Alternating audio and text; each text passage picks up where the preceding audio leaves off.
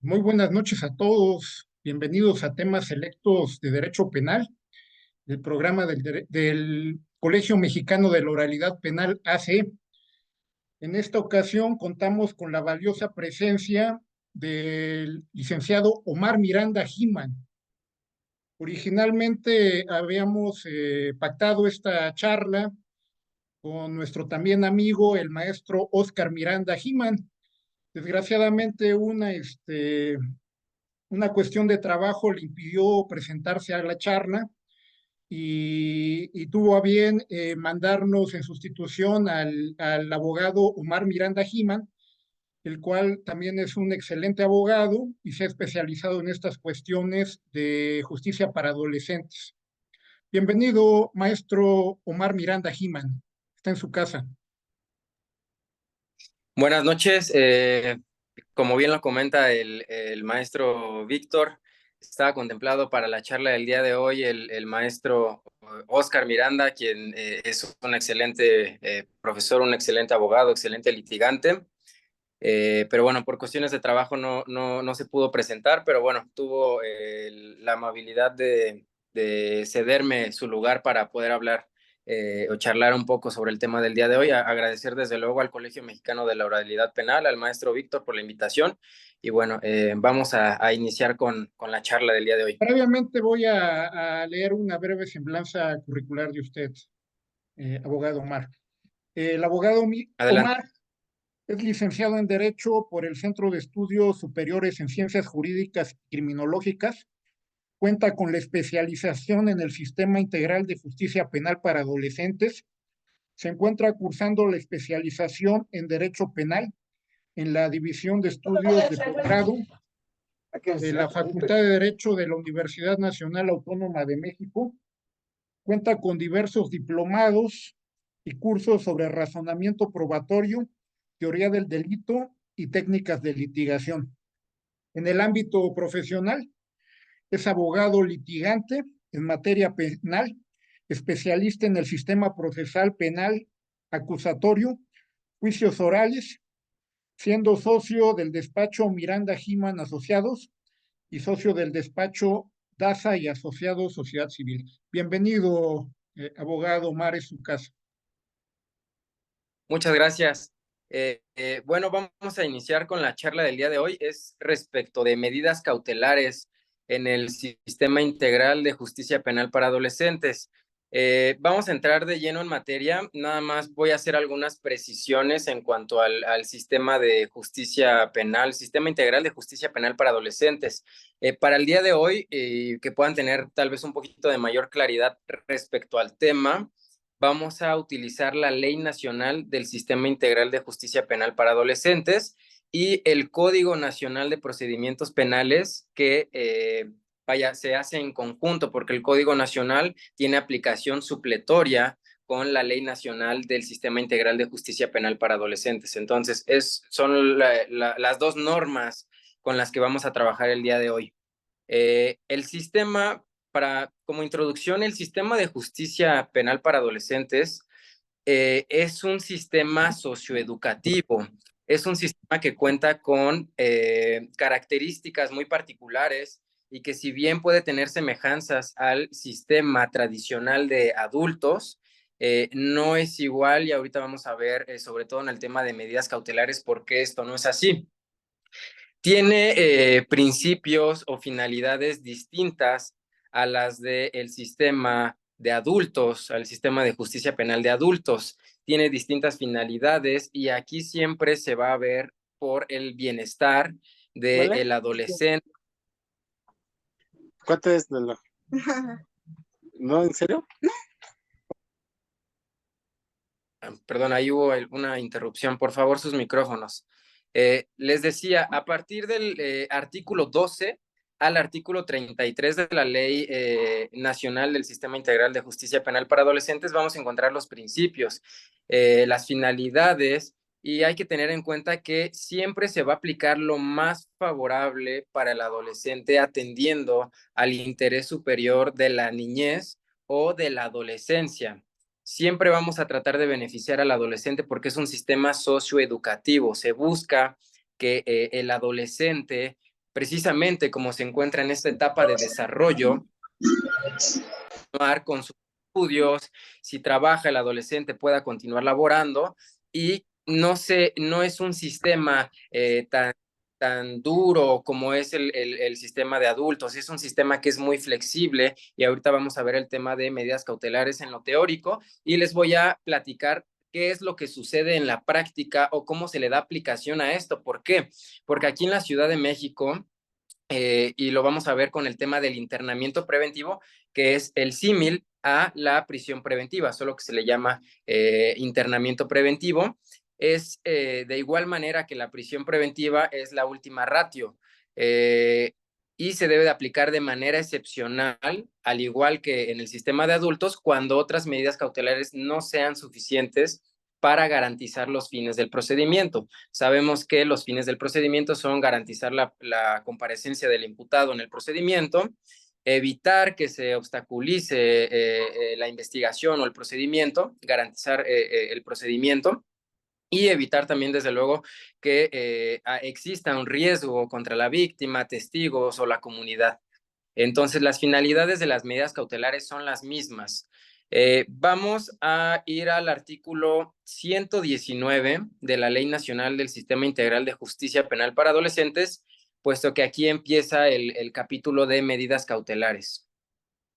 Las medidas cautelares también en el sistema, o sea, igual que en el sistema de adultos, se imponen a solicitud del Ministerio Público y se fijan bajo el tiempo o la duración indispensable, ¿no? Para la persona adolescente para garantizar precisamente estos fines del procedimiento. En el artículo 119 vamos a encontrar el catálogo de medidas cautelares. Sabemos que en el Código Nacional están en el 155 y aquí vamos a encontrarlas en el artículo 119. La fracción primera nos habla respecto de la presentación periódica ante la autoridad que el juez designe. En este caso también quien conoce de la supervisión es la Unidad de Supervisión de Medidas Cautelares o por sus siglas como comúnmente se le conoce, la USMECA. La fracción segunda contempla la prohibición de salir del país, de la localidad en la cual reside o el ámbito territorial que fije, en este caso, el órgano jurisdiccional. La fracción tercera nos habla de la obligación de someterse al cuidado o vigilancia de una persona o institución determinada. Esta medida cautelar se impone mucho y el hecho de someterse bajo el cuidado de una persona, por lo regular, es bajo el cuidado de los padres. ¿Por qué? Porque en las audiencias de justicia penal para adolescentes comparece el adolescente imputado y el adolescente imputado a manera de contención o de apoyo emocional o psicológico puede estar acompañado de sus padres en la misma audiencia. Es decir, yo como defensor especializado me siento a un lado del adolescente imputado y a su lado van a estar sus padres. Pueden estar ambos padres o puede estar alguno de ellos, que la figura que se les reconoce es como representante legal. Entonces, bueno, esto para que lo tengan en cuenta, cuando se impone esta medida cautelar, se deja bajo el cuidado de sus padres, porque como son adolescentes, en la mayoría de los casos todavía dependen de los padres. La fracción 4 nos habla de la prohibición de asistir a determinadas reuniones, visitar o acercarse a determinados lugares. La fracción quinta, la prohibición de convivir, acercarse o comunicarse con determinadas personas, con las víctimas, ofendidos, testigos, etcétera. La fracción sexta, la separación del domicilio. Fracción 7, la colocalización de brazaletes electrónicos. La fracción 8, la garantía económica para asegurar la comparecencia del adolescente imputado. Fracción 9, el embargo de bienes, siempre y cuando el adolescente cuente con bienes. Es muy raro porque la mayoría de los adolescentes, precisamente porque son adolescentes, no cuentan con bienes propios, ¿no? Es raro que se imponga esta medida cautelar.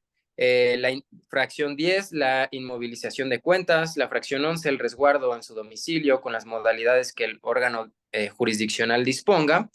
Y la fracción 12 es el internamiento preventivo. Si se dan cuenta, es la última que aparece en este catálogo, al igual que en el artículo 155 del Código Nacional de Procedimientos Penales. Es decir, es la medida cautelar más lesiva, el internamiento preventivo. voy a darles como una generalidad del internamiento preventivo, pero ahorita lo vamos a ver más a fondo. Para justicia para adolescentes no existe o no se aplica la prisión preventiva oficiosa.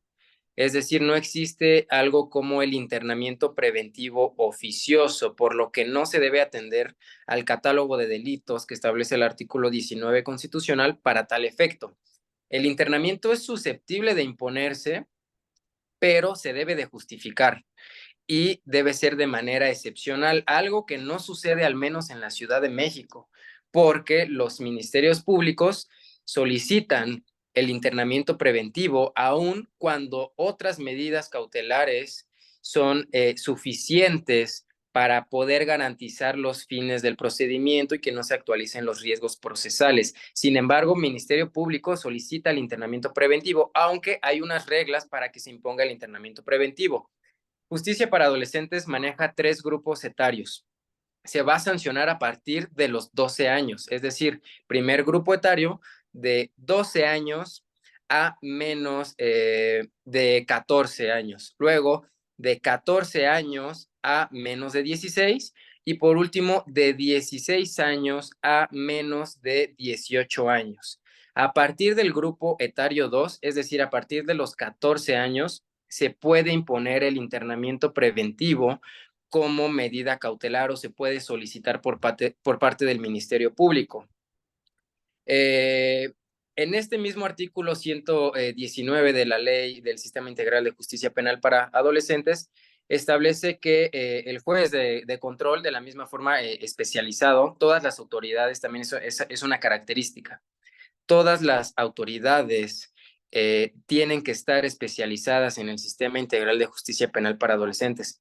Jueces, ministerios públicos, sea asesores jurídicos, sean públicos o privados, defensores también sean públicos o privados, incluso MPs, ya sea investigadores o MPs judicializadores. Todas las autoridades tienen que estar especializadas, deben de conocer el sistema. Es un requisito indispensable. A nosotros como abogados particulares nos piden tener la especialización o por lo menos tener 120 horas de capacitación, es decir, puede ser un diplomado, pueden ser cursos, pero tienen que ser mínimo 120 horas porque se hace un registro ante el tribunal, ante la Unidad de Gestión de Justicia para Adolescentes, que está ubicada en Sullivan 133, en la Ciudad de México, para los que sean de aquí de la Ciudad de México, que es donde yo resido y donde yo litigo la mayoría de mis asuntos. Y ahí se nos otorga un registro para poder litigar este tipo de asuntos. Realmente es una materia que no está tan explorada, es una materia que está en constante crecimiento, pero entre ministerios públicos, asesores jurídicos, defensores, abogados particulares, son muy pocos. Deben ser cerca de 200 personas o partes o operadores del sistema. Deben ser 200 aproximadamente en la Ciudad de México, es decir, no hay muchos. Y de esos 200 hay que tener en cuenta que entre servidores públicos y abogados particulares hay muy pocos. Ahorita, si gustan, vamos a continuar con el tema y damos unos 15 minutos para preguntas, porque quiero que terminemos de revisar esta cuestión y explicarles cómo es que se aplica en la práctica, porque justo este mes he tenido 2 audiencias iniciales en materia de justicia penal para adolescentes y respecto del debate de medida cautelar ha sido muy distinto en los 2 casos. En uno me fijan un internamiento preventivo sin haberse justificado objetivamente los riesgos procesales y en otro, a diferencia, el juez muy objetivo entiende de qué se trata este sistema. No se trata de sancionar, de castigar al adolescente, al contrario. Obviamente tiene que haber una sanción si se declara la plena responsabilidad, pero se busca que el adolescente continúe con sus estudios, con su trabajo, con ese desarrollo. El artículo 120 nos habla de las reglas para la imposición de las medidas cautelares. Las medidas cautelares, al igual que en materia de adultos, van a ser impuestas mediante resolución judicial por el tiempo indispensable y justamente son para garantizar los fines del procedimiento. Cuando no se impone el internamiento preventivo, al igual que en materia de adultos, se pueden combinar varias medidas cautelares, y estas desde luego van a ser aplicables atendiendo al caso en concreto. Es decir, el juez tiene que evaluar las características o las circunstancias especiales del adolescente en cuestión. Y aquí algo curioso, justo algo que les comentaba en el artículo 120, en el párrafo 3, establece que la medida de garantía económica o el embargo de bienes e inmovilización de cuentas solo procederá cuando la persona adolescente haya cumplido la mayoría de edad, perdón, y cuente con bienes o cuentas bancarias propias. ¿Por qué? Si una persona cometió un delito cuando era adolescente, se le tiene que juzgar como adolescente. Es decir, aunque tenga 22, 23 años, sea un adulto joven, que es como se les llama adulto joven en el sistema de justicia para adolescentes, se les aplica el sistema y son juzgados con el sistema de adolescentes. Esto, desde luego, es una ventaja porque la pena máxima que se pudiese llegar a imponer mediante sentencia condenatoria a un adolescente no puede rebasar de los 5 años. Es decir, la pena máxima va a ser de 5 años, sea el delito que sea violación, sea secuestro, o sea homicidio, la pena máxima es de 5 años. En este artículo 120 nos establece que al decidir sobre la medida cautelar consistente en la garantía, el juez fijará el monto, la modalidad de prestaciones y precisará la idoneidad para resolver sobre dicho monto. Algo también a destacar aquí es que precisamente esto es solo cuando los adolescentes ya son adultos. ¿Por qué? Porque ya tienen esa autonomía o esa independencia. Se imponen solo a estos adultos para justamente garantizar los fines del procedimiento, pero estos adultos se les da el mismo trato. Es decir, no porque sean adultos hay que ser más severos con ellos. Por el contrario, estas dos audiencias que yo tuve en este mes eran adultos jóvenes, uno tenía 19 años y el otro tenía 22 años, pero se les da el mismo trato que un adolescente.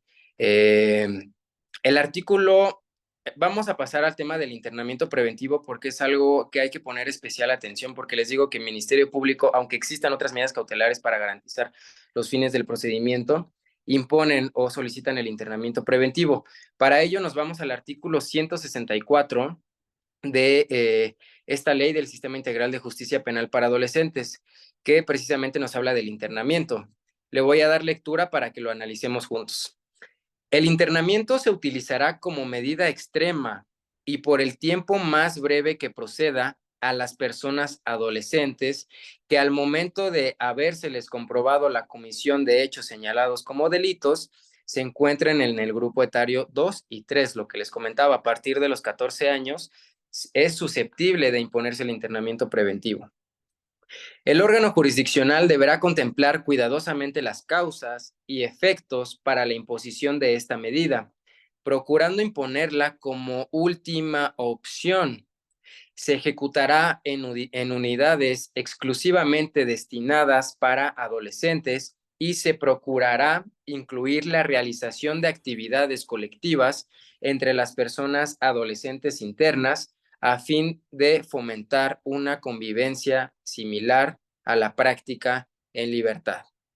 Para los efectos de esta ley, podrá ser aplicado el internamiento en los siguientes supuestos previstos en la legislación federal o sus equivalentes en las entidades federativas. Y aquí nos establece un catálogo de los cuales es susceptible el internamiento preventivo. Pero recordemos que no porque sea susceptible a esos delitos la aplicación del internamiento preventivo, quiere decir que el internamiento preventivo vaya a ser de manera oficiosa. A final de cuentas es una prisión. Es distinta, sí es distinta, pero a final de cuentas es una prisión. Se le llama más bonito internamiento preventivo, tiene otras características el Centro de Internamiento Preventivo para Adolescentes, pero a final de cuentas estamos hablando de una prisión. Entonces, no existe ese carácter de oficioso, siempre se tiene que justificar. Y aquí nos establece ese catálogo inciso A, de los delitos previstos en la Ley General para prevenir y sancionar los delitos en materia de secuestro, reglamentaria de la fracción 21 del artículo 73 de la Constitución Política, Inciso B, de los delitos previstos en la Ley General para prevenir, sancionar y erradicar los delitos en materia de trata de personas y para la protección y asistencia de víctimas de estos delitos. El inciso C nos habla del terrorismo en términos del Código Penal Federal en aplicación supletoria.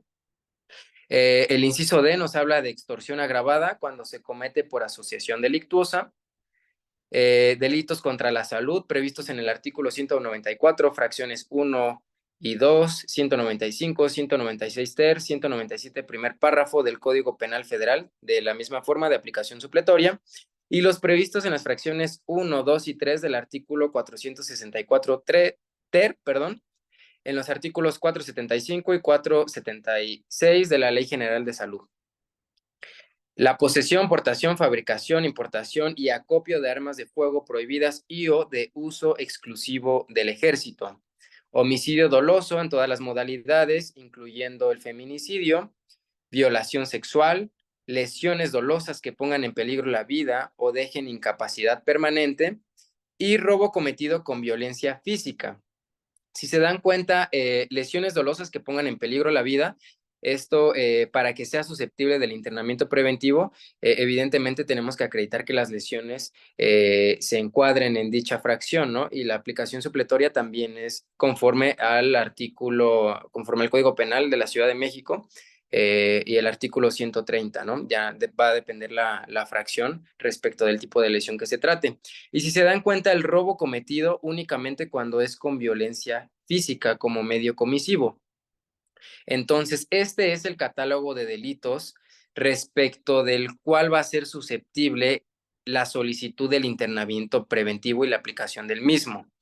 El artículo 165 nos habla del cómputo de la duración del internamiento y dice, al ejecutar una medida de sanción de internamiento, se deberá computar el periodo de internamiento preventivo al que hubiere sido sometido a la persona adolescente.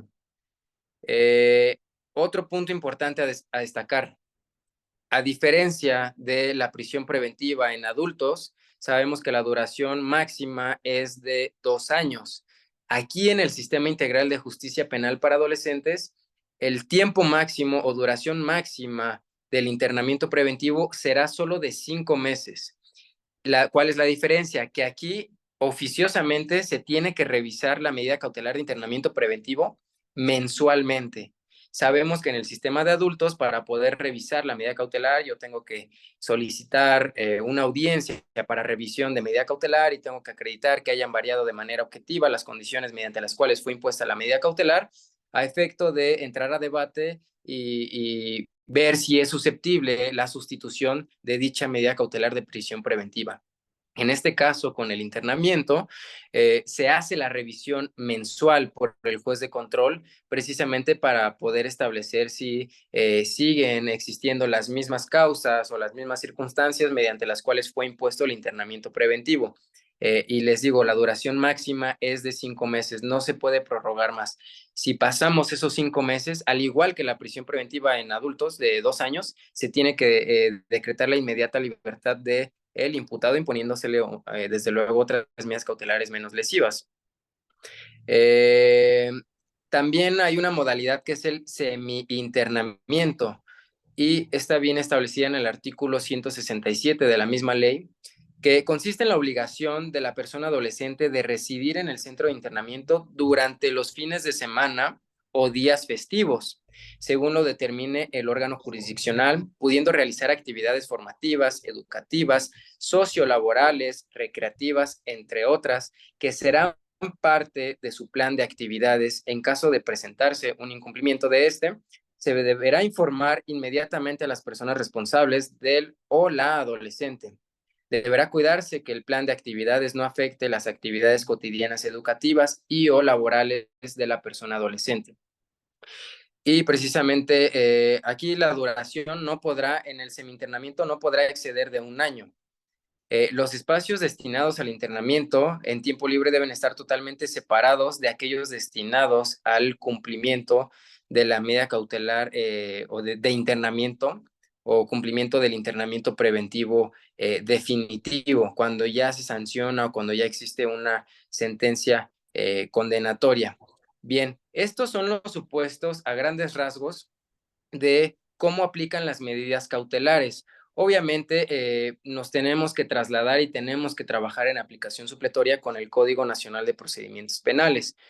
Respecto de los riesgos procesales, artículo 168, peligro de sustracción del imputado, artículo 169, respecto a la obstaculización del desarrollo de la investigación, y artículo 170, respecto al riesgo a la víctima, ofendido, testigos o la comunidad. Hay que tener en cuenta que el sistema de adolescentes es socioeducativo, es muy flexible. No se trata de intimidar o crear miedo en el adolescente, a diferencia del sistema de adultos que la presunción de inocencia se violenta mucho, sobre todo con la medida cautelar de prisión preventiva oficiosa, entendiéndose también como una pena anticipada. Aquí en el sistema de justicia penal para adolescentes siempre se va a buscar otra medida cautelar en libertad. Se tiene que privilegiar la libertad del adolescente. Por eso el internamiento preventivo, no porque esté dentro del catálogo del 164 de la Ley de Adolescentes, quiere decir que ya es oficioso. No, lo puede solicitar Ministerio Público, ¿no? Si es un delito de violación, por ejemplo, de violación sexual. Pero no por ello quiere decir que el juez lo vaya a imponer. Esto tiene que ser materia de debate. Y si yo acredito que no se actualiza algún riesgo procesal, que no se ponen en riesgo los fines del procedimiento y otras medidas cautelares son suficientes para garantizar los fines del procedimiento, el juez no tendría que imponer la prisión preventiva o en este caso el internamiento preventivo como medida cautelar. Sabemos que el peligro de sustracción, ¿cómo se neutraliza? Conforme al 168, el arraigo, ¿no? El asiento de familia, la residencia habitual, y algo que sabemos los litigantes y que hacemos en la práctica en el sistema de adultos, quiero hacerles esa comparativa. En el sistema de adultos ya sabemos, para acreditar el arraigo, pues llevamos el arraigo domiciliario, llevamos comprobantes de domicilio, el INE, el acta de nacimiento, el CURP, acta de nacimiento de hijos para acreditar el asiento de familia, acta de matrimonio, si es que tiene esposa, etcétera, etcétera, etcétera, ¿no? Para acreditar respecto a que no hay un peligro de sustracción. Incluso si tiene un inmueble, pues llevamos copia de las escrituras, ¿no? Si es que tiene las escrituras. Siempre aportamos esta documentación en el sistema de adultos. En el sistema de adolescentes es lo mismo. Es lo mismo, es lo mismo. Obviamente se tiene que tomar también en cuenta todas las fracciones del artículo 168. Evidentemente el máximo de la pena, ¿no? Ya sabemos que eso se declaró inconstitucional y vulnera el principio de presunción de inocencia, pero de ahí en fuera el comportamiento posterior al imputado, la facilidad para permanecer oculto, la inobservancia de otras medidas cautelares impuestas con anterioridad, etcétera, todo esto se tiene que tomar en cuenta. Y tip en la práctica, ¿qué hacemos precisamente para esto del adolescente? Llevamos comprobantes de domicilio y tratamos de hacerlo extenso. Puede ser agua, servicio de agua, de luz, de teléfono, internet. Yo por lo regular le pido a los padres, por ejemplo, ahorita, ¿no? 2024. Les pido todos los de 2024. De 2023 les pido 6 meses de comprobantes de domicilio, uno de cada mes. Por ejemplo, uno de julio, uno de agosto, uno de septiembre, uno de octubre y uno de noviembre y uno de diciembre, ¿no? Del 2022 les pido uno nada más. Del 2021 les pido uno. Del 2020 les pido uno. Del 2019 les pido uno. Así al menos unos 5 o 6 años, ¿no? Con eso tengo acreditado pues la residencia habitual, ¿no? Obviamente hay que ver que si el adolescente ya es adulto joven, tiene su INE, pues que el domicilio corresponda con el del comprobante de domicilio. Si es un adolescente que no cuenta con identificación oficial, bueno, no tendríamos algún documento para acreditar en ese sentido, ¿no? Salvo que tenga, por ejemplo, 17 años y ya haya hecho su servicio militar y en la cartilla de servicio militar venga al domicilio, la aportamos. Vamos a poner el ejemplo de un adulto joven, ¿no? Para darles un poquito más de claridad. su identificación oficial, su INE, su cartilla de servicio militar, coincide también el domicilio. Supongamos que esta persona vive en la alcaldía Coyoacán, por ejemplo, ¿no? Comprobantes o certificados de su educación, esto es muy importante y es algo que los jueces en materia de adolescentes toman mucho en cuenta, los estudios del adolescente o del adulto joven. Puedo exhibir su certificado de primaria, ¿no? Donde se establece que la primaria, además, está en la alcaldía Coyoacán y que tiene un buen promedio, tuvo un promedio final de 8.5, de 9 o incluso de 10, ¿no? Con eso acredito que es buen estudiante.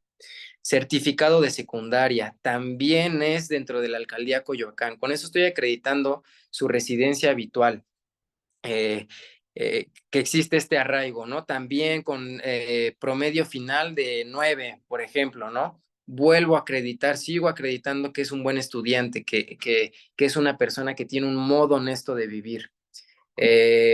Una credencial, por ejemplo, de la universidad o que está precisamente, o de la prepa, o que ya incluso ya culminó con los estudios de preparatoria y ya va a pasar al nivel superior y a lo mejor está en trámite, es una constancia donde esté haciendo el trámite, por ejemplo, para continuar estudiando, es algo que tiene mucho peso para que el juez no imponga el internamiento preventivo. ¿Por qué? Porque es un sistema socioeducativo, se busca que el adolescente estudie. Hay veces donde también, además de que estudia, el adolescente trabaja.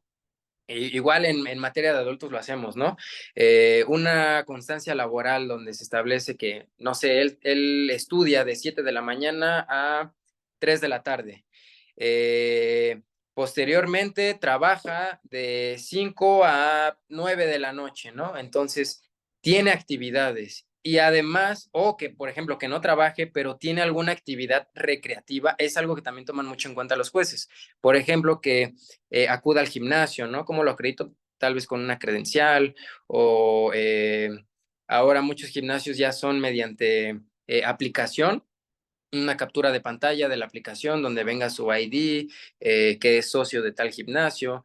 Si el gimnasio además está en la misma alcaldía, pues bueno, eso también nos sirve para la residencia habitual. Y el asiento de familia, pues vive en compañía de sus padres, ¿no? Las actas o cartas o entrevistas de los padres donde establezcan que, pues si bien es tal vez ya un adulto joven, está estudiando la universidad, pero está bajo el cuidado de ellos todavía porque vive en casa de ellos, que incluso todavía comen, tal vez que lo llevan a la escuela o que lo llevan al trabajo, o que lo llevan al gimnasio o que, por ejemplo, otra actividad de recreación, que juegue fútbol, soccer o que practique natación. Son cosas que dan mucho peso porque aunque se le esté imputando un delito de violación o de robo con violencia física o de secuestro, cualquiera del catálogo del 164, si yo acredito esto, asiento de familia, residencia habitual, el comportamiento, no sé, que se le ha mandado a citar por parte de la Fiscalía y ha atendido todas las citaciones ministeriales. Se le mandó a citar para la audiencia inicial y está compareciendo a la audiencia inicial, tiene un buen comportamiento, es su voluntad someterse al procedimiento que se sigue en su contra, incluso que ha coadyuvado con el Ministerio Público aportando datos de pruebas para esclarecer el hecho, ¿no? Para demostrar su inocencia. Todas estas cuestiones son cosas que toma en consideración el juez. ¿Qué pasa cuando no tenemos eso? Cuando no son niños de casa, por decirlo de alguna forma, que no tenemos esta documentación, es muy difícil poder debatir precisamente porque tenemos que acreditar que no existe un peligro de sustracción. ¿Cuál es la ventaja? Y algo que ha sido tema de alza en cuanto a los delitos de adolescentes es que anteriormente eran puros robos, eran lesiones, cuestiones así. Han incrementado la gravedad de delitos en materia de adolescentes. El delito de violación ha aumentado mucho, el delito de homicidio ha aumentado mucho, el delito de secuestro ha aumentado mucho. Sin embargo, se les da esa facilidad al adolescente para que pueda llevar el proceso en libertad. Y el riesgo a la víctima, bueno, es lo mismo, ¿no? Apenas tuve dos audiencias iniciales, dos adolescentes distintos, bueno, en este caso adultos jóvenes, En uno, la víctima hace la manifestación de que la han amenazado, pero es una manifestación subjetiva, es una manifestación aislada, ¿no? ¿Qué hora es? Vamos a hablar unos 5 minutos más y si quieren ya atiendo dudas.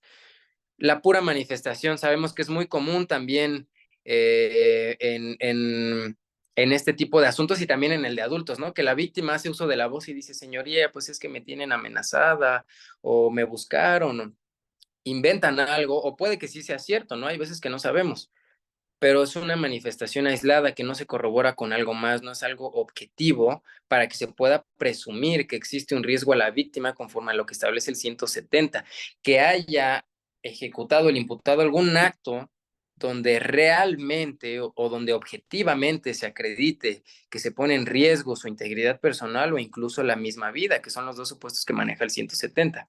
Y hay jueces que le imponen con eso, y me pasó con un adolescente. La pura manifestación aislada, y el otro argumento era que porque solicitamos la duplicidad del plazo constitucional para la continuación de audiencia inicial, para recabar pruebas y incorporarlas como medio de prueba y proceder al desahogo. El juez impone el internamiento preventivo por esa manifestación subjetiva y aislada de la víctima y porque no sabía si se iba a presentar a la siguiente audiencia. Se le acreditó al juez todo esto que les estoy diciendo, comprobantes de domicilio, todo lo de educación, las entrevistas de los padres donde viven con ellos. Vaya, aportamos mucha información para que se pudiera fijar una medida cautelar en libertad, pero el juez, incluso hicimos la manifestación. Desde hace un año que se le citó a comparecer ante la fiscalía, se acudió, incluso se rindió entrevista, se aportaron datos de prueba, nos mandaron a citar para audiencia inicial y aquí estamos. Sin embargo, el criterio del juez fue, no, yo no sé si se va a presentar a la audiencia de lunes y aparte la víctima me está diciendo que la amenazaron. Afortunadamente en la duplicidad logramos, el maestro Oscar y yo, el cambio de la medida cautelar, la sustitución de la medida cautelar por otras diversas en libertad. Mientras tanto, la audiencia fue un miércoles y la duplicidad fue un lunes.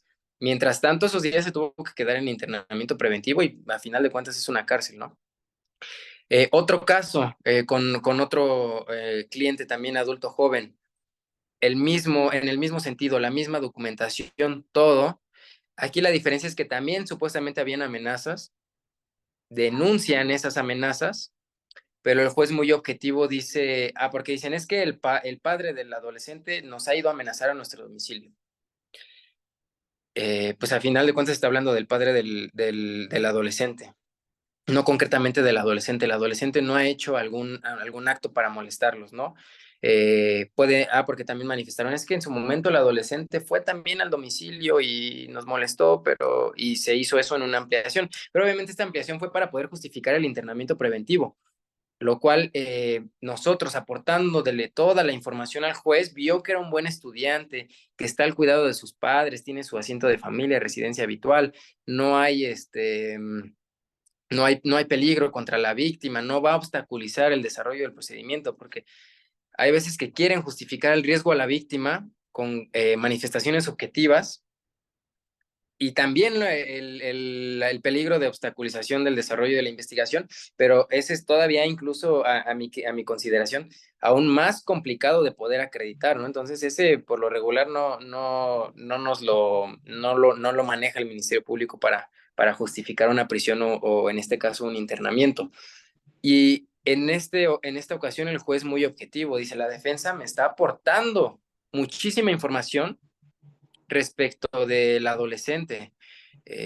No se acredita el riesgo a la víctima, no hay un peligro de sustracción, se tiene que garantizar, los fines del procedimiento están garantizados, se tiene que privilegiar la libertad del adolescente y la medida cautelar del internamiento preventivo pues es de manera excepcional. La solicitud, la sola solicitud es de manera excepcional y la imposición desde luego también es la última ratio, es de manera excepcional. Pero bueno, aquí dos criterios muy distintos. Un juez inquisitivo, como se le dice, que no entiende de qué se trata el sistema de justicia penal para adolescentes, donde para él te vinculo a proceso, ni siquiera soy exhaustivo en mi resolución, y te dejo en internamiento preventivo. Y el otro juez, muy objetivo, muy garantista, entiende de qué se trata el sistema de justicia penal para adolescentes. No es lo mismo que el sistema de adultos, es un sistema flexible. Más si el adolescente va con los padres y los padres, yo como juez los estoy viendo, pues eso también para mí es una garantía, ¿no? Y yo puedo imponer una medida cautelar que queden bajo el cuidado y aperciben a los padres para que también sea obligación de ellos el presentarlo a las subsecuentes audiencias. Eh, Algo que se toma en consideración también es la promesa del adolescente, algo que el juez, el primer caso que les comenté, no tomó en consideración y el segundo juez lo toma en consideración, porque el juez de control tiene que tomar en consideración la promesa del adolescente, que el adolescente le diga, señoría, yo me comprometo a presentarme a todas las citaciones, todas las veces que usted me llame a este procedimiento, que vea que es mi interés, que no me voy a fugar, yo vivo con mis padres, etcétera, ¿no? Y también se toma en cuenta la manifestación de los padres, que los padres digan, sí, su señoría está bajo nuestro cuidado, nosotros también nos comprometemos a presentarlo, a venir cuantas veces sean necesarias. Eso le da certidumbre también al juez y es algo que se tiene que tomar en consideración también. Si gustan, vamos a iniciar con periodo de preguntas, únicamente hacer la precisión que el desahogo de la audiencia inicial es el mismo. Si es con detenido, control de la detención. Si se califica de ilegal, pasamos de legal, perdón, pasamos a formulación de imputación. La dinámica es la misma, luego aclaraciones o precisiones de la defensa, luego solicitud de vinculación a proceso, exposición de datos de prueba por el Ministerio Público, oportunidad para declarar del imputado, eh, que decida cuándo quiere que se resuelva su situación jurídica en ese momento, dentro de las 72 horas o dentro de la duplicidad del plazo constitucional, y el desahogo de los medios de prueba es el mismo, es la misma dinámica. Solo el debate de medida cautelar sí es atendiendo a la Ley Nacional del Sistema Integral de Justicia Penal para Adolescentes y al Código Nacional de Procedimientos Penales respecto de los fines del procedimiento o de los riesgos procesales. Si gustan, empezamos con preguntas. No sé si alguien quiere activar el micrófono Pues mire, hay un o... abogado que se llama Javier Olea de la Rosa que hizo varias preguntas en el chat. Y bueno, si quiere empezamos por el licenciado Víctor Bermúdez y el Claro, licenciado Olea, mejor haga sus preguntas, de viva voz. Son varias, son como cinco. Entonces, pues, mejor, sí, si gustan, para darle más dinamismo, más activen el dinamismo y que sea más, micrófono. se desahogue con mayor rapidez. Empezamos Sí, con el licenciado Víctor Bermúdez, que fue el primero que levantó la mano. Adelante, licenciado. Hola, ¿qué tal?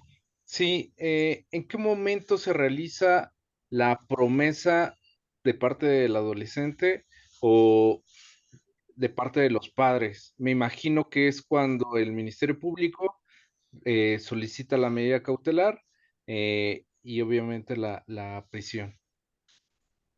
Sí, el momento exacto es, Ministerio Público hace la solicitud de que se imponga el internamiento preventivo, por ejemplo, la defensa hace sus argumentos de por qué esa medida cautelar no es susceptible y por qué sí otras medidas cautelares pueden garantizar los fines del procedimiento.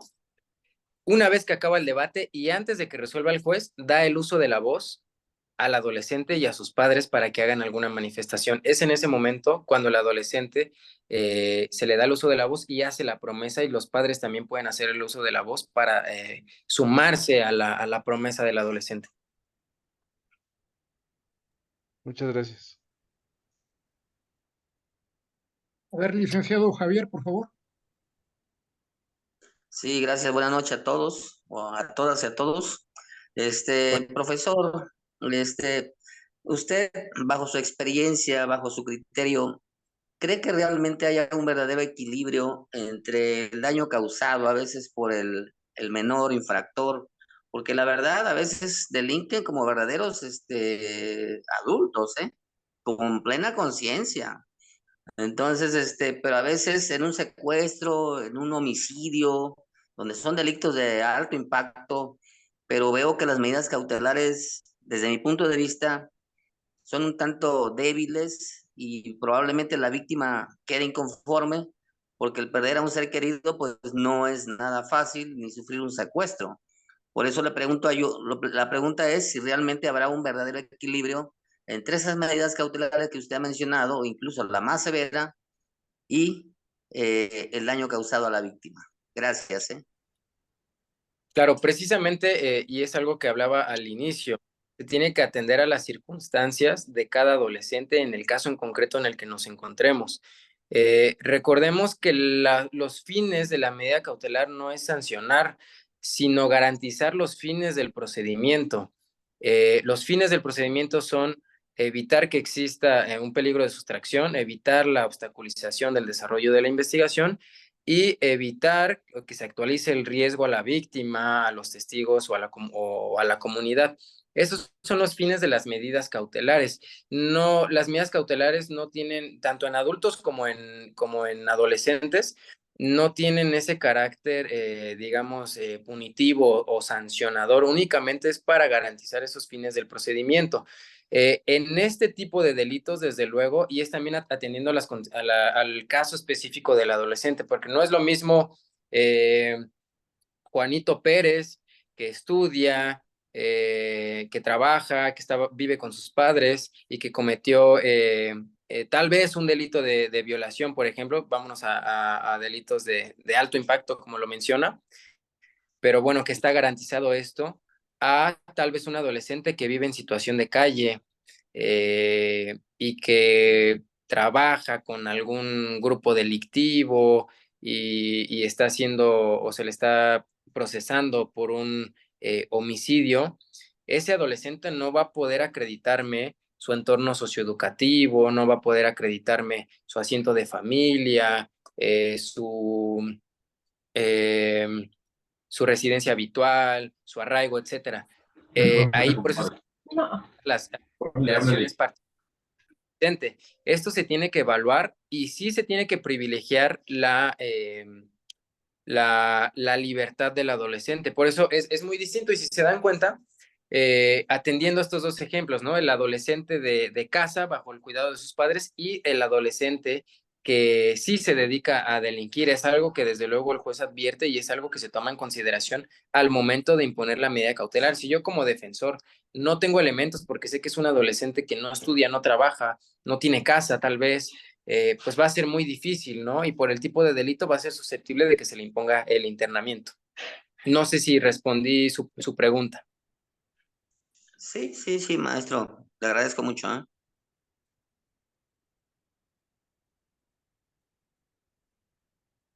A ver, otra vez, licenciado Bermúdez.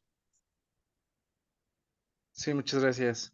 En el ejemplo que comentaba, cuando se le expone al juez que existe un arraigo, que existen todos los elementos para que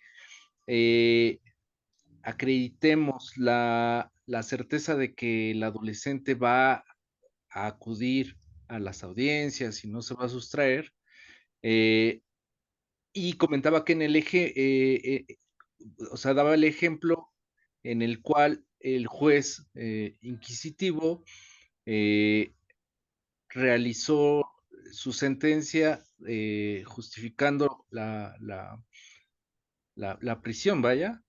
No hubo posibilidad de realizar o recurrir la sentencia. Sí, de hecho lo hicimos, la atacamos mediante amparo. De hecho, creemos que fue una razón para que en la duplicidad, cuando solicitamos la revisión de la medida cautelar para que se pudiera imponer otra menos lesiva, ya se había notificado el amparo al juez que emitió la resolución de imponer la medida cautelar del internamiento preventivo. Creemos que eso ayudó a que el juez pudiera hacer el cambio de la medida cautelar, porque incluso cuando la impone no justifica objetivamente porque otras medidas cautelares no son suficientes e incluso se le pidió que aclarara que fuera exhaustivo en su resolución. Obviamente esto para que nos diera, como decimos, más carnita para el amparo, ¿no? Que tuviéramos más elementos para desarrollar nuestros conceptos de violación. Afortunadamente, bueno, en la revisión, en la duplicidad, el juez cambió la medida cautelar, pero sí, desde luego que se puede recurrir dicha determinación. Y en la suspensión no se comunicaron al respecto. Sí, la suspensión es respecto para que quede a disposición del juez de amparo, del juez de distrito, pero no fue con el efecto de que se ordenara la libertad, porque el criterio del juez fue que tenía que esperar los informes justificados de la autoridad responsable. Afortunadamente, bueno, no tuvimos que darle mayor trámite, porque incluso estábamos pensando, si después de la revisión no nos hace la sustitución de la medida cautelar, pues bueno, con esa negativa ampliamos la demanda de amparo y esperamos el amparo. No teníamos duda de que el amparo lo iban a conceder porque la resolución del juez no estaba fundada. La solicitud de la fiscalía no tenía razón de ser, no tenía fuerza, a diferencia de nosotros como defensa, toda la documentación que aportamos para poder acreditar que no se ponía en riesgo ninguno de los fines del procedimiento. Y aún así se quedó 3 días en internamiento preventivo. De hecho, Bueno, se de miércoles a lunes. ¿Cuál fue la cuestión también? Que el siguiente jueves de esa semana fue hace como 3 semanas. Fue inhábil para el Poder Judicial Federal, trabajaron nada más mediodía. Entonces, el viernes se le dio trámite y pues ya pasó sábado, domingo, lunes tuvimos la audiencia y logramos el cambio de la medida cautelar. es todo, muchas gracias. Claro. Licenciada Mónica Quiroz, por favor. Gracias, doctor Víctor. Buenas tardes, doctor. Gracias por la conferencia y por la invitación. Mi pregunta, es sobre la prisión preventiva oficiosa y la prisión preventiva, son dos, la oficiosa y se me va la otra. La justificada. Ajá, sí. Sobre eso, esa temática, me imagino, no se hace con certeza, es diferente el tratamiento de un adolescente o incluso de un adulto joven o en contraposición con un adulto de 40 o incluso un adulto mayor que también son susceptibles de cometer cualquier especie de delito, sea grave o no sea grave. Claro, sí, de hecho era lo que comentaba al inicio. En materia de adolescentes, o sea, en adultos es prisión preventiva, ¿no? Tenemos de corte oficioso y de corte justificado. Y en adolescentes se le llama internamiento preventivo. A diferencia de en adultos, no existe algo como el internamiento preventivo oficioso. Eh, y existe el internamiento preventivo, pero justificado. Y para que se solicite ese internamiento preventivo se tienen que reunir unos requisitos, que el adolescente pertenezca a partir del grupo etario 2, es decir, a partir de 14 años, a menos de 18 años, que sería el grupo etario 3. Ese es uno de los requisitos. Y el segundo requisito es que el delito por el cual se le está imputando esté dentro del catálogo del artículo 134 de la Ley Nacional del Sistema Integral de Justicia Penal para Adolescentes. Ahí viene un catálogo de delitos que son susceptibles de que se imponga el internamiento preventivo, pero no existe el internamiento preventivo oficioso, se tiene que justificar de la misma forma que se justifica una prisión preventiva en el sistema de adultos. Otra vez, Muchas abogado. gracias. Otra vez, abogado Javier.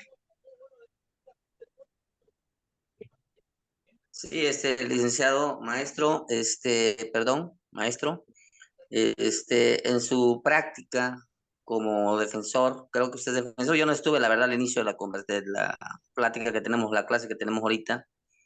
Entiendo que un internamiento justificado se combate a través del juicio de amparo, es lo que pude deducir en estos momentos. Pero en la praxis, en la práctica, cuando ustedes impugnan esas determinaciones, ¿en qué porcentaje se llegan en un momento dado a revocar a través de el juicio de amparo, precisamente? De la loca, mira. Sí, mira, depende de los argumentos de la justificación o exhaustividad que haya tenido el juez de control al momento sobre la imposición del internamiento preventivo. Porque si tu determinación fue objetiva,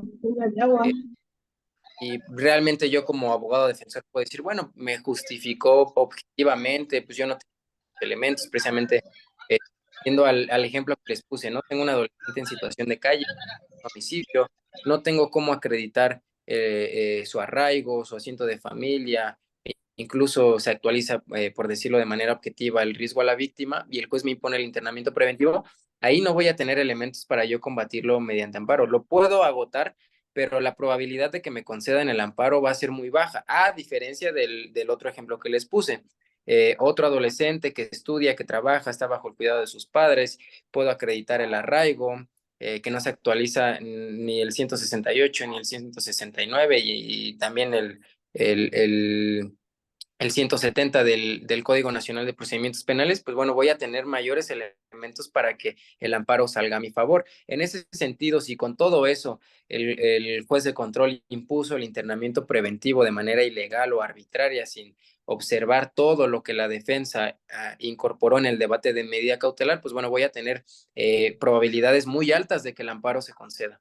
Va a depender del caso en concreto y del debate que yo haya hecho como defensa. Gracias. Gracias.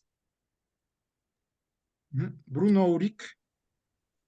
Muy buenas noches, doctor. Una pregunta sencilla, ¿qué tipo de tratamiento se le debe dar a un joven adulto? Estoy hablando de 18 años. En cuanto a su juicio, básicamente, o sea, es un día antes, su máxima pena son 5 años, y un día después son 50 años, o sea, no tienen ninguna coherencia. Entonces, ¿qué tipo de tratamiento se le tiene que dar y cómo se puede pelear esto? Claro, yo sé que tal vez les suena un poquito, pues como incoherente de decir, a ver, ¿cómo que secuestró, mató o cometió un feminicidio? Pero porque, no sé, tenía 17 años, 11 meses,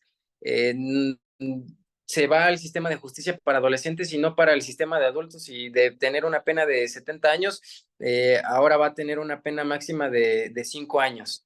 E incluso, aunque se le imponga la pena de 5 años, esta la puede compurgar en internamiento preventivo o incluso la puede compurgar en libertad.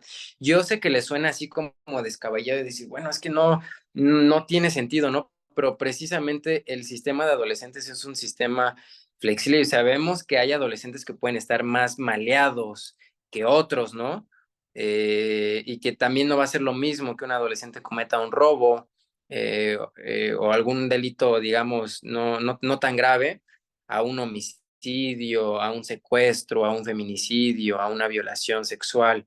Pero precisamente la ley o el sistema está enfocado con esa flexibilidad de poder darle al adolescente un tratamiento especial, porque la realidad es que no está, digamos, aquí me voy a meter en temas de la psique o neurológicos, pero la realidad es que el cerebro del adolescente no tiene la misma conciencia que la de un adulto, incluso de un adolescente o de una persona que ya cumplió la mayoría de edad, que ya tiene 18 años, no tiene, podemos decir, pues es que él estaba consciente, ¿no? Y lo mató, es un delito doloso, ¿no?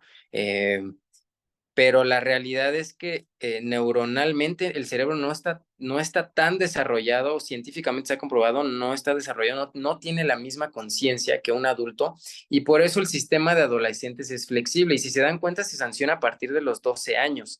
Una persona que comete un delito a los 11 años va a ser inimputable, no se le va a poder procesar, no se le va a poder imponer, desde luego, menos aún una sanción, pero es un sistema socioeducativo, un sistema flexible, un sistema distinto al de adultos. Y hay jueces aquí en la Ciudad de México que les cuesta hacer esa distinción.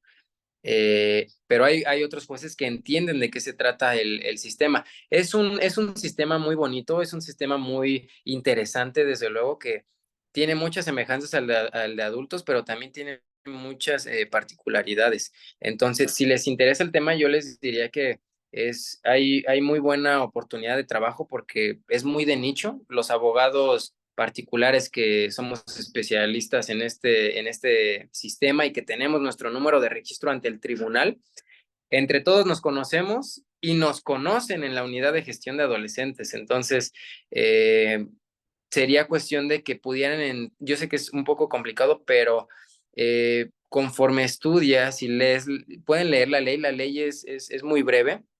Entiendes un poquito de qué se trata el sistema, pero sí entiendo que puede ser un impacto de decir, a ver, si cómo pudo haber tenido en un feminicidio una sentencia de hasta 70 años y como es adolescente, solo de 5. Yo entiendo esa cuestión, pero sí, precisamente el sistema está diseñado para que sea flexible.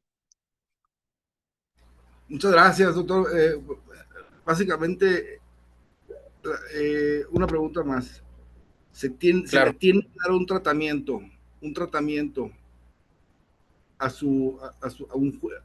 caso de un juicio a una persona de 18 años, tomando en consideración la edad. Un Sí, tratamiento se diferente somete a la pena que se le dé, pues. Ajá, o sea, algún tratamiento psicológico te refieres. No, tratamiento diferente a la forma de fijar penas. Sí, o sea, desde luego la pena máxima es de 5 años, pero incluso el tratamiento en Pero una cuanto persona a de 18 años, me refiero a una de 18, ya que cumplidos. ya cumplido, sí, puede ser una persona que incluso tenga 22, 23 años, pero que al momento de cometer el delito era adolescente, se le tiene que dar el trato de adolescente. Se le llama adulto joven, pero se le juzga como adolescente y se le da el mismo trato que a un adolescente. Y si el delito lo cometió a los 18 años cumplidos. Como adulto, va para el sistema de adultos. Pero mi No es pregunta competencia de se le puede dar un tratamiento como adulto joven, un tratamiento, pues, evidentemente es un joven que todavía no está desarrollado el cerebro, vamos, el lóbulo frontal. Entonces, yo considero que a los jóvenes de esa edad se les tiene que dar un tratamiento en cuanto a las penalidades y el tratamiento inclusive en prisión. No le puedes dar una pena máxima, considero, a un joven de 18 años, 70 años, y una semana antes que tenía 17, le daban 5. No encuentro la coherencia, pues ahí. Es todo nada más, Claro, doctor. para el tema de la culpabilidad, evidentemente es algo, ya en caso de existir una sentencia condenatoria, para cuantificar el nivel de culpabilidad y punibilidad, va a ser materia de la etapa de individualización de sanciones y reparación del daño, en donde se toman en consideración muchos aspectos, también particulares de la persona, tenga 18 o tenga 50 años, para precisamente cuantificar o graduar el nivel de culpabilidad, si es un nivel bajo, medio o alto, para ver de qué pena o qué pena se le va a imponer, si la mínima, la media, la máxima o incluso la equidistante entre la mínima y la media o entre la media y la máxima. Pero eso ya son temas que se analizan a nivel de culpabilidad dentro de la etapa de individualización de sanciones y reparación del daño.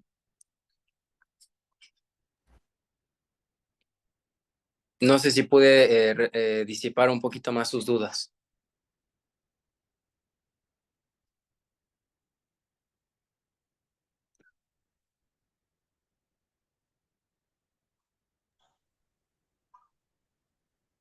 ¿Alguien que tenga Maestro, alguna si se otra? me permite. Sí, Sí, yo quiero hacer una pregunta, sí. Sí, adelante, adelante. todavía tiene tiempo, maestro, porque Le ya son las agradezco, 9. Buenos días. le Sí, agradezco. como usted, maestro, Bueno, sí. pues entonces va la licenciada Rosy, la licenciada Salma, y terminamos con el licenciado Javier otra vez, que ya preguntó varias, pero bueno, alzó la mano a tiempo y terminamos con él. Gracias. Ok, Claro. gracias. Me quedo fuera de las Sí, buenas preguntas. noches, Gracias. maestra. Buenas noches a todos. Quiero comentarle que, bueno, yo soy perito en trabajo social y trabajo para el sistema de adultos. Como he trabajado, he aportado periciales en el cambio de medida cautelar en adultos, quiero preguntar esto. Si es posible que de todo lo que usted nos comenta, por ejemplo, en el caso que nos puso como ejemplo, que los documentos que usted reunió para presentárselos al juez y hacer el cambio de medida cautelar, ¿sería posible que fuera a través de un perito en trabajo social? Le comento esto porque en el sistema adulto a mí me han solicitado mucho las periciales en trabajo social, sobre todo para considerando las deficiencias que tiene USMECA en los informes, que no, como tal, no va a los domicilios a veces y no corrobora que la persona o el imputado viva en ese domicilio, ahí estén sus cosas, ahí estén sus pertenencias, ahí esté su familia y obviamente pues se recaba información de las personas que conviven con el imputado, sus vecinos, a veces en su trabajo, en la escuela, etcétera. Entonces, no sé qué tan probable sea, porque bueno, yo no trabajo el sistema de justicia para adolescentes, pero a eso es mi pregunta. Si es posible que en lugar de que usted reúna o como complemento, pudiera hacer la pericial en trabajo social que corrobore efectivamente que el menor está en su domicilio, que tiene unos padres que se hacen cargo de él, que va a la escuela, que tiene buena conducta, etcétera. Claro, muy buena pregunta, muy buena aportación, te agradezco. Sí, realmente la aplicación es la misma que para adultos, en este caso del peritaje de trabajo social. Eh, Cuando es audiencia inicial, sabemos que nos notifican unos días antes, ¿no? Y a la familia a reunir estos documentos precisamente para el debate de medida cautelar. Por cuestiones de tiempo, no exploramos esta parte del dictamen o de la pericial de trabajo social, la cual desde luego es de mucha utilidad, precisamente por lo que comentas de las deficiencias de medidas de USMECA, ¿no? Que no hacen como lo tendrían que hacer o dicen que fueron al domicilio y no fueron, ¿no? Entonces, sí son de mucha ayuda, sí pueden servir desde luego desde la audiencia inicial para debatir medida cautelar, como incluso como complemento de lo que yo llevo como documentación, como complemento la de trabajo social, y yo dejo esa base súper sólida para que el juez pueda resolver sobre ello. En caso de que yo nada más tenga esto, los documentos que reuní para el juez no sean suficientes, yo puedo pedir una revisión de medida cautelar o en la duplicidad de la audiencia, si es que me fijan el internamiento preventivo en la audiencia inicial y yo pedí el plazo constitucional, yo puedo aportar en esa revisión de medida cautelar ese dictamen de trabajo social, esa pericial en trabajo social. Entonces, sí es de utilidad, sí es algo que se tiene que explorar un poquito más porque por cuestiones de practicidad los defensores reunimos la documentación que ya les comenté y si acaso, si no está corroborado el domicilio en la carpeta de investigación, pedimos como acto de investigación al Ministerio Público que gire oficio a Policía de Investigación y que Policía de Investigación haga un informe de modus vivendi en donde corrobora el domicilio del imputado y ellos van, tocan, les abre un familiar, les dice que sí, que vive aquí, describen el domicilio, etcétera, ¿no? Eso es como lo que hacemos rápido, ¿no? Pero sí, desde luego, la pericial de trabajo social también tiene aplicación en materia de adolescentes y también es una opción o una herramienta de mucha utilidad para que se pueda imponer una medida cautelar menos lesiva al internamiento preventivo. Ok, muchas gracias, maestra. Gracias a usted. ¿Tendría Ya, que estar licenciada especializada la Salma. trabajadora social? Adelante, licenciada Salma. Muchas gracias. Buenas noches. Mi Buenas noches. pregunta es, digamos que, buenas noches, independientemente de la medida cautelar que se le imponga al adolescente, forzosamente o necesariamente o a solicitud del Ministerio Público, ¿tiene o debe de tomar algún tipo de tratamiento psicológico? No necesariamente. Si se dan cuenta, por ejemplo, en el de adultos, cuando son adictos o por ejemplo, en delitos de violencia familiar, se se impone como medida cautelar que se sometan a un tratamiento psicológico o a un tratamiento toxicológico.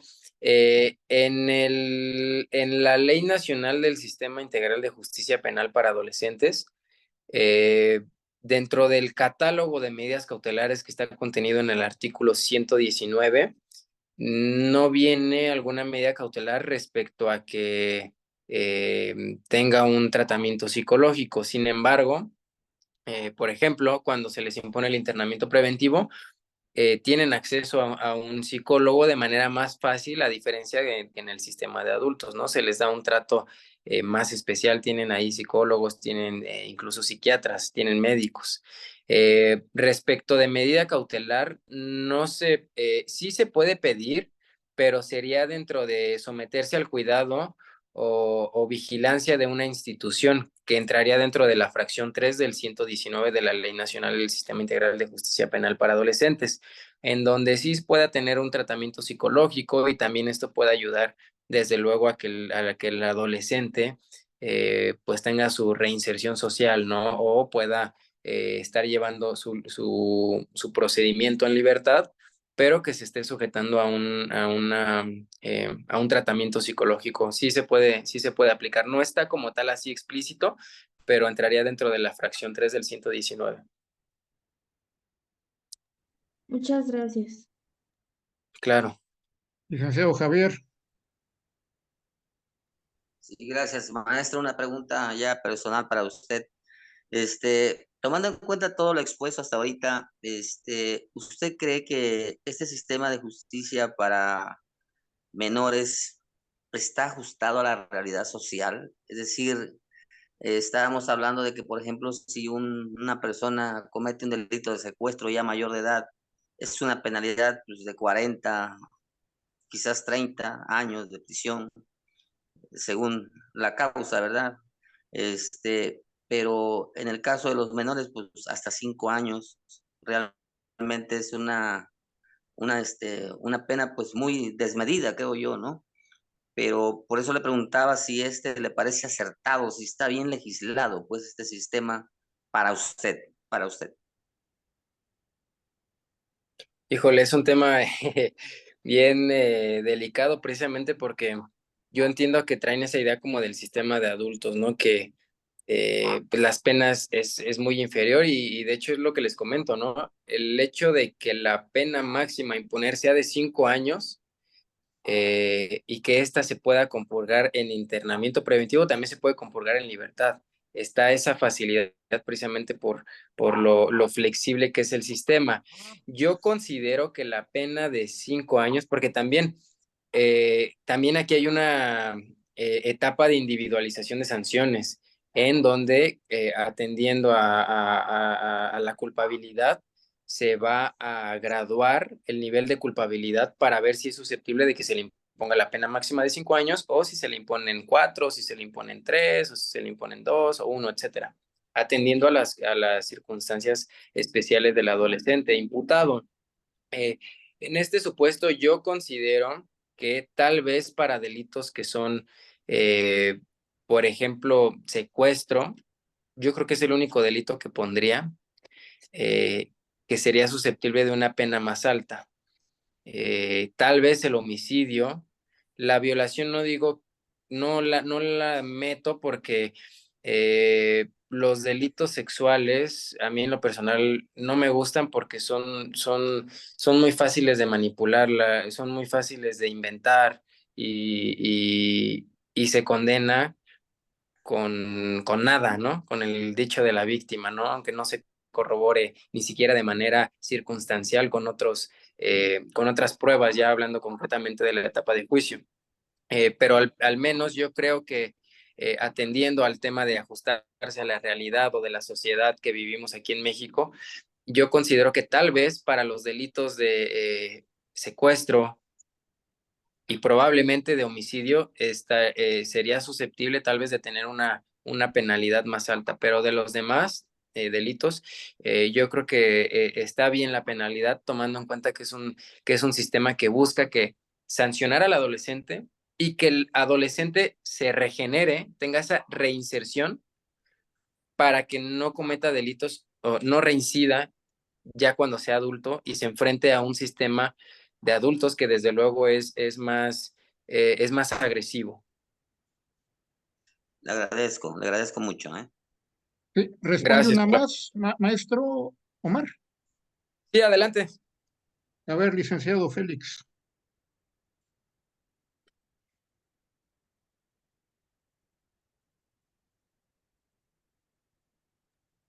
Sí, lo escuchamos, licenciado Félix.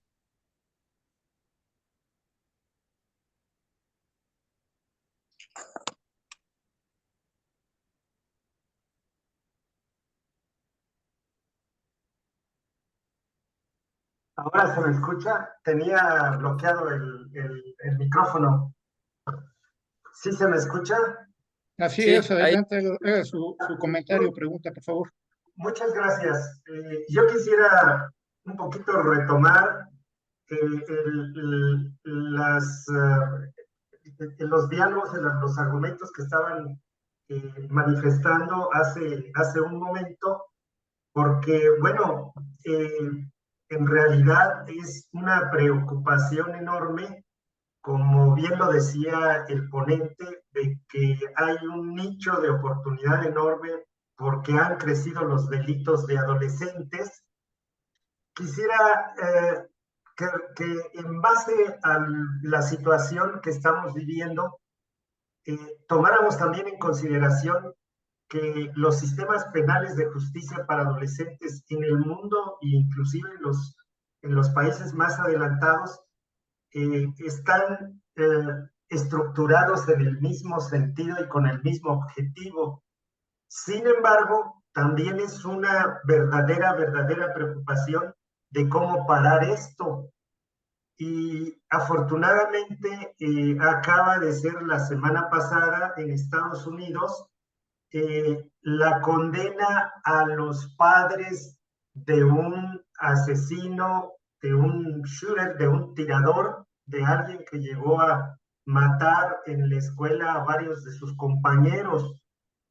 Pues entonces considero pues que nuestro sistema penal de justicia para adolescentes está en una etapa, digamos, temprana, pero que seguramente va a haber evolución hacia ese tipo de manejo en el que se corresponsabiliza a los papás de las conductas de los menores, precisamente basados en la falta de madurez neurológica que el ponente nos decía.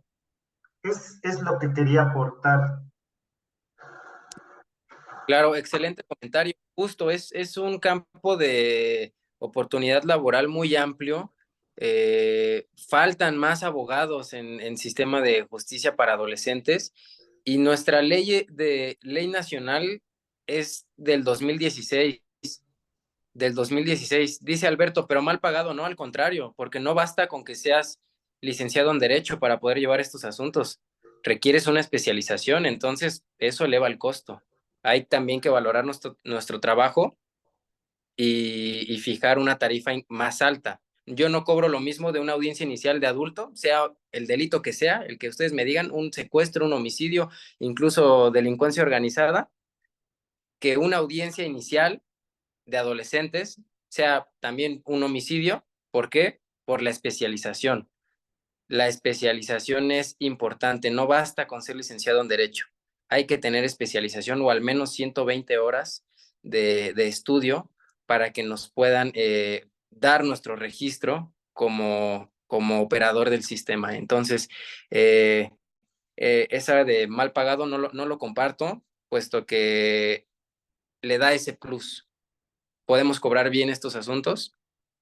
¿Por qué? Porque es un sistema especializado y no hay muchos abogados. Entonces, bueno, ese sería el comentario. Y respecto a que el sistema está pues en inicio, pues sí, realmente es un sistema que le falta mucho por crecer, que esperemos con los años pueda ir evolucionando de mejor manera, atendiendo a las necesidades de la sociedad mexicana, a la política criminal, etcétera. Y yo no tengo duda que el sistema se va a ir perfeccionando y va a tomar el mejor rumbo posible también para que los operadores del sistema, también es importante que hagamos lo mejor que podamos con este sistema y que hagamos valer lo que realmente está en la ley, ¿no? Que se privilegie en este tema de medidas cautelares la libertad del adolescente y que realmente nos vayamos a lo que está establecido en esta ley, ¿no? Que no pongamos cosas que no pasan o que queramos inventarnos cosas o que los jueces impongan internamiento preventivo sin tener elementos. Entonces, gracias por el comentario que nos acaba de hacer Félix, muy acertado.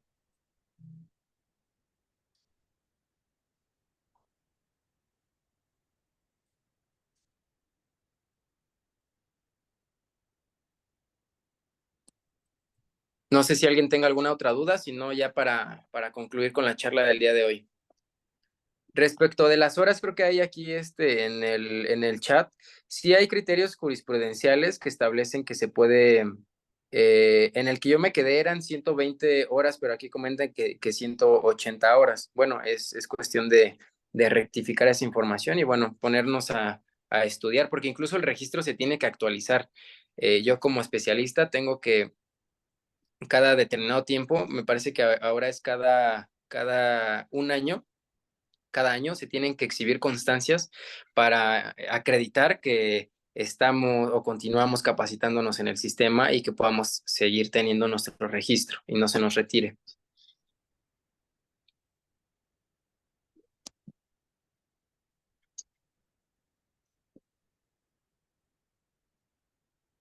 No sé si hay alguna otra pregunta, si no ya concluimos con la charla del día de hoy.